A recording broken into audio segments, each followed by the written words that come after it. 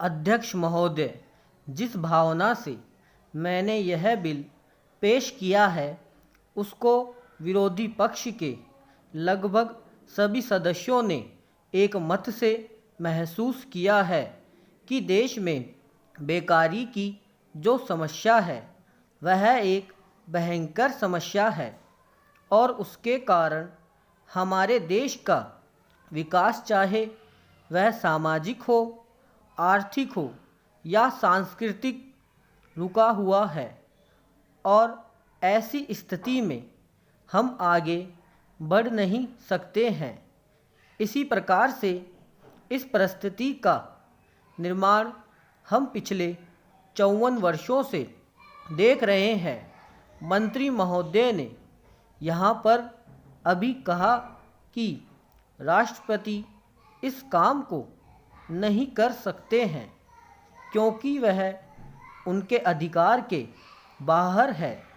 आप राज्यों में राज्यपाल शासन स्थापित करते हैं जब यह देखते हैं कि किसी राज्य में वहाँ की व्यवस्था, वहाँ का विकास ठीक नहीं हो रहा है, जब किसी राज्य में गड़बड़ी फैल रही हो, विकास का काम समाप्त हो गया हो और जिम्मेदारी से लोग काम न करते हों, तो वहाँ पर राज्यपाल शासन स्थापित किया जाता है। ऐसे बहुत से उदाहरण हमारे देश में मौजूद है। उसी प्रकार से हमारे राष्ट्रपति है और अगर देश में इस तरह की स्थिति वर्षों तक चले तो कोई कारण नहीं है। आपात के रूप में राष्ट्रपति इस देश की सुरक्षा के लिए, इस देश की उन्नति के लिए जिम्मेदारी अपने हाथ में न ले सके। हमारे भाइयों ने बहुत से उदाहरण दिए हैं कि राज्यों में संयुक्त सरकारें नहीं चली, लेकिन उसके पीछे राजनीतिक हथकंडे थे। अगर कोई राजनीतिक पार्टी जिम्मेदारी से काम नहीं करती तो विधान में यह स्पष्ट है कि राष्ट्रपति शासन अपने हाथ में ले।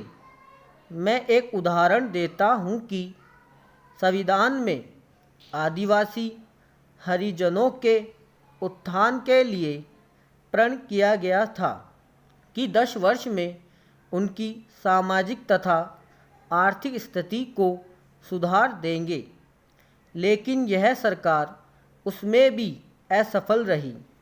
उसको एक बार 10 वर्ष के लिए बढ़ाया गया और दोबारा फिर 10 वर्ष के लिए बढ़ाया गया। इसी तरह से उसको बढ़ाते जा रहे हैं, लेकिन उनकी आर्थिक और सामाजिक उन्नति आप नहीं कर पाए हैं। इस काम में सरकार बिल्कुल असफल हुई है। पिछली बार सरकार पर अविश्वास का प्रस्ताव भी आया था और वह पास होने वाला था। इसलिए मेरा कहना है कि हमारे देश में जो बेकारी की समस्या है वह एक बहुत ही भयंकर समस्या है। स्टॉप।